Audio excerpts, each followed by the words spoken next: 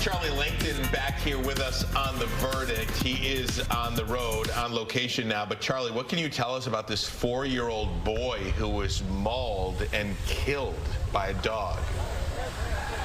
Yeah, this is terrible. It happened yesterday afternoon, Pearson Street on the city's west side. Apparently a 4-year-old kid just getting off of out of school or a daycare of some kind, goes to his grandmother's house in a fenced-in backyard, just playing like many 4-year-olds would have been doing.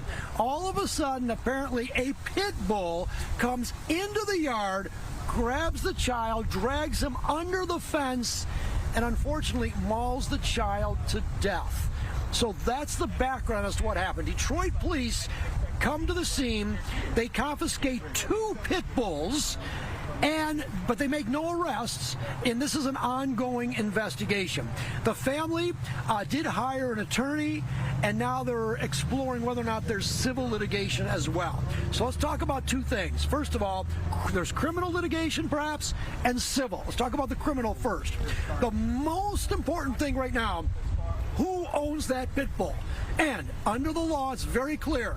Any dog, I don't care if it's a pit bull or any dog, you have an absolute duty to keep your dog under control at all times. A dog certainly cannot get loose, it's got to be on a leash, and it certainly can't bite anybody, and certainly can't maul someone to death. So if they find the owner of the pit bull, then that would be potentially criminal charges. Now, civilly, meaning you sue for money damages. Again, most important thing, who is the owner of that pit bull? And then you got to go one step further. Does that owner really own a home or have insurance? Most homeowners' policies do cover an attack by a dog, and your rates may go up and that type of thing. But you have to own a home and have homeowners insurance that would cover an attack. And if it's your dog, by the way, notify your insurance company because the investigation would start. Now, I don't know who the owner is. I don't know if the pit bulls that the Detroit police have in custody are the ones that did the bite. I'm sure that that's what they're investigating right now. Now, there's some defenses. There's things could happen to the dogs, including the dogs could be put down potentially. They could be quarantined, for example. And the other thing is, if there's the only defense really to a dog bite is if the victim provoked the attack. And in this situation, we've got a 4-year-old kid playing in his grandmother's fenced-in yard, and the dog went into the yard. I highly doubt that this kid provoked the attack. So really, that's kind of the law in a summary of any kind of dog bite, pit bulls included. Let's send it back to you guys.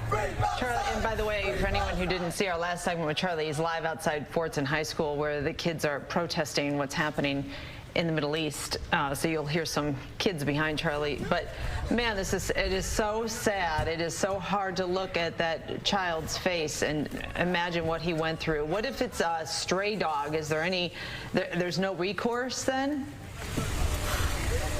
Probably not if the dog is truly a stray dog, and we understand there are stray dogs in and around the city of Detroit like other cities as well. If it's totally a stray dog, then probably not. It's terrible, and I feel for the family, the grieving family right now. Their main concern right now is the death of this 4-year-old child, Lavelle Anderson. They did release the name last night, but the grieving process, but the legal process though is going to be the police will not. They're not going to give up. They're going to try to find the owner of the dog, and then on the civil side, the lawyer's already been hired. They're going to try to find, again, the owner, and then if there's insurance coverage, perhaps if that owner owns a home, that type of thing. But if it's a totally stray dog, probably no case, and obviously no Charlie, criminal case as well. This is a terrible situation. I have a question for you, Charlie. Before we let you go, I don't want to run out of time.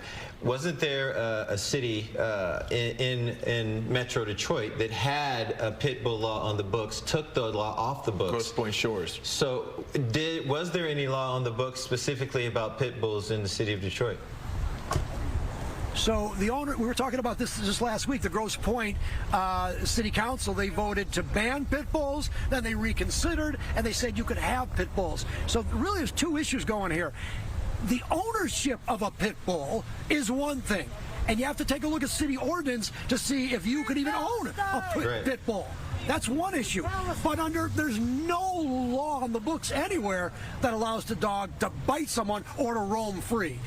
That's a crime under the state law as well as local law. So you gotta separate ownership. That's one issue. And then if you own the dog, then you better have your shots, you better have a license, and you certainly cannot have the dog run wild and then bite someone. Otherwise, you could become criminally responsible or civilly responsible. And that's what's going on right now. All right, Charlie, let it rip on tonight? Yes. Yes, let it rip. We'll be talking about the pit bulls. We'll be talking about this whole incident, and then we'll follow up on the union involvement, too. We've got another strike going on with casinos. I don't even know what week we're in of the UAW strike for the auto workers. I think it's week 5. We'll be talking about that tonight, 10:30. Don't miss it. All right. Thanks, Charlie.